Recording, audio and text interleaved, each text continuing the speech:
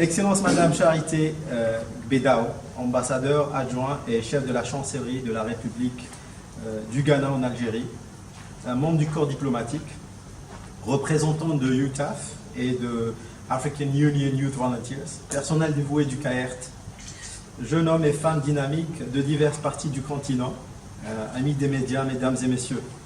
Au nom de, permettez-moi de commencer par dire que cet événement a été vraiment l'œuvre des Africa Youth Volunteers, Josiane, Rolls et Richard, qui nous ont vraiment préparé et donné les arguments nécessaires pour pouvoir abriter cet événement aussi, ici au CAERT, et que le directeur du CAERT avait donné son approbation dès lors qu'on avait évoqué le sujet.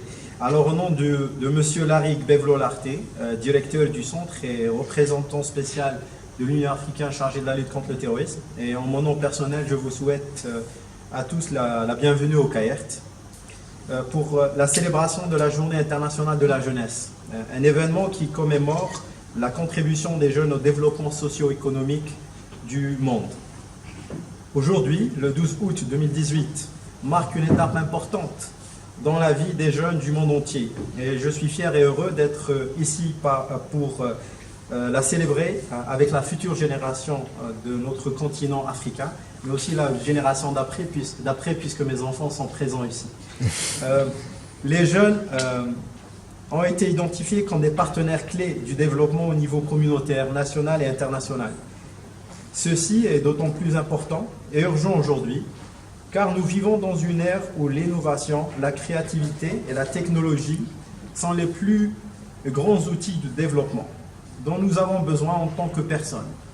S'il s'agisse de l'agenda 2063, des objectifs du développement durable ou du plan d'action du secrétaire général des Nations Unies pour la prévention de l'extrémisme, l'importance d'impliquer la jeunesse dans le processus décisionnel, l'importance de les consulter sur des questions ayant une incidence sur leur développement, l'importance de leur permettre d'exercer pleinement leurs droits et d'être des acteurs actifs de la société ont été clairement identifiés. Mesdames et messieurs, espace sécurisé pour les jeunes est le thème de la célébration de la Journée internationale de la jeunesse cette année, qui a lieu tous les 12 août depuis sa création en 2000. Cette journée a été choisie par les dirigeants du monde afin de commémorer le pouvoir et la force de nos jeunes âgés de 15 à 35 ans, qui contribuent à plus de 3 milliards sur les 7,5 milliards de personnes que compte la planète. Aujourd'hui, ces 47% d'hommes et de femmes sont le moteur de notre développement, car ils constituent la majorité de la population active. Les jeunes ont besoin d'espaces sécurisés où ils peuvent se réunir, participer à des activités liées à leurs besoins et intérêts divers, participer au processus de prise de décision et s'exprimer librement. Bien qu'il existe plusieurs types d'espaces, les espaces sécurisés garantissent la dignité et la sécurité des jeunes. Des espaces sécurisés tels que les espaces publics, civiques, permettent aux jeunes de s'engager dans des questions de gouvernance. Les espaces numériques aident les jeunes à interagir virtuellement au-delà des frontières, à travers le monde. Et des espaces physiques bien structurés peuvent aider à répondre aux besoins des jeunes d'origine variée, et en particulier ceux vulnérables à la marginalisation ou à la violence. Il est nécessaire que les espaces sécurisés soient inclusifs.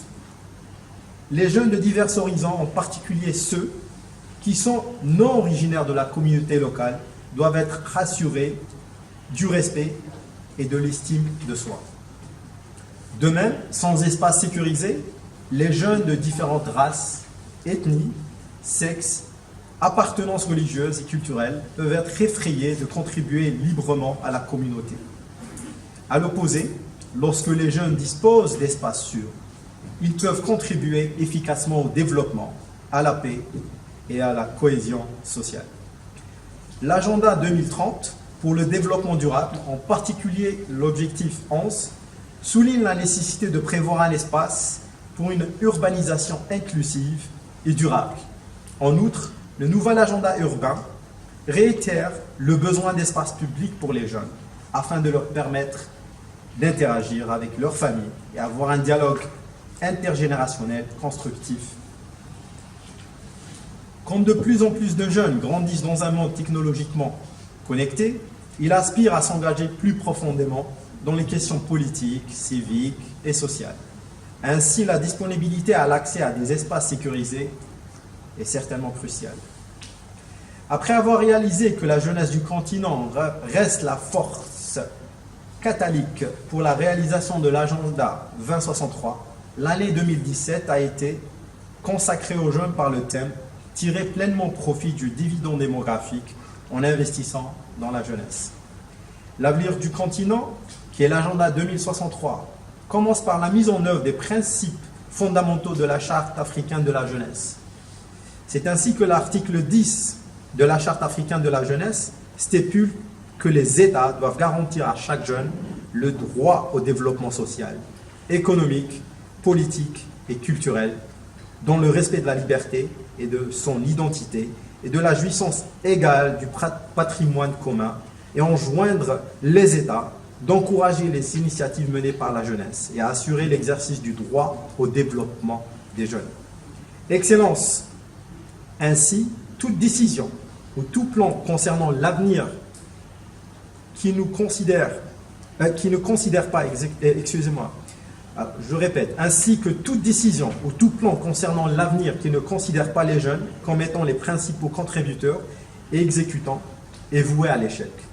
Ce problème est ce que M. Kofi Annan, ancien secrétaire général de l'ONU, a évoqué à juste titre il y a des années. Personne ne naît bien, aucune nation ne naît une démocratie. Les deux sont plutôt des processus qui continuent d'évoluer tout au long de la vie. Les jeunes doivent être inclus dès la naissance. Une société qui se coupe de la jeunesse coupe sa bouée de sauvetage. Il n'y a pas de meilleur moyen de résoudre les problèmes et les défis liés au développement des jeunes que de faire d'eux une partie intégrante de tous les processus décisionnels, de l'élaboration des programmes et des mesures prises pour résoudre leurs problèmes. Nos dirigeants ne doivent pas supposer qu'ils savent ce que veulent les jeunes. Nos jeunes doivent être autorisés à créer l'avenir qu'ils veulent hériter et rejeter ce qu'ils ne veulent pas. Comme le montre une citation de feu Mary McLeod Bethune, militant des droits de l'homme ou des droits civiques, nous avons un potentiel puissant dans notre jeunesse et nous devons avoir le courage de changer les vieilles idées et pratiques pour que nous puissions orienter leur pouvoir vers de bonnes fins. Chers amis, la forte augmentation du nombre de jeunes en Afrique a entraîné une tendance accrue des problèmes liés à la jeunesse, tels que le chômage, la pauvreté, l'abus de l'alcool et de la drogue, la violence et la criminalité. Face à cela, les politiques et les programmes de développement des jeunes ne semblent pas répondre efficacement aux besoins de la majorité. Il semble y avoir une lacune dans l'analyse, l'identification et la mise en œuvre des interventions qui répondent efficacement aux priorités et aux besoins uniques de la jeunesse africaine. Dans le monde entier, la jeunesse se caractérise souvent par une combinaison particulière d'énergie, mais aussi de vulnérabilité. Par conséquent, en l'absence d'un meilleur système de contrôle, de programmes et d'initiatives d'autonomisation, il sera peu probable qu'un pays quelconque puisse puiser dans les vastes compétences et talents des jeunes.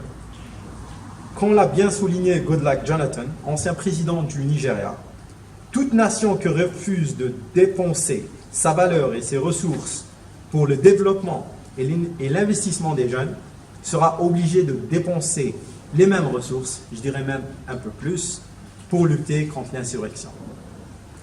C'est ainsi qu'au Centre africain d'études de recherche sur le terrorisme, nous avons reconnu le rôle clé que les jeunes peuvent jouer dans la promotion de la paix et de la sécurité en Afrique. C'est dans ce contexte que le CAERT s'est engagé à mobiliser les jeunes pour prévenir et combattre l'extrémisme violent et le terrorisme en Afrique.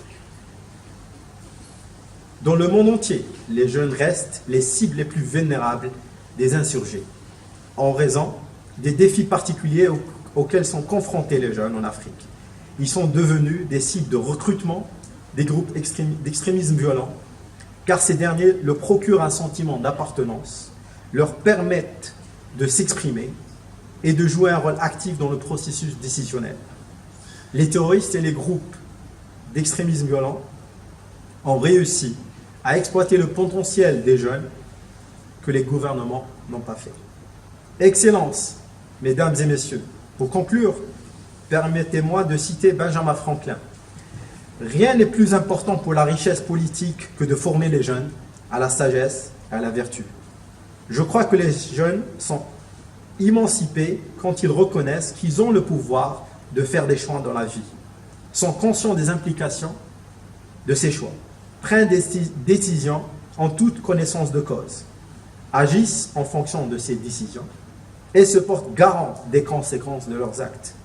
Donner aux jeunes les moyens d'agir signifie créer et soutenir les conditions favorables dans lesquelles les jeunes peuvent agir. Être entendus, consultés, jouer un rôle actif dans la société dans laquelle ils évoluent. Je vous remercie.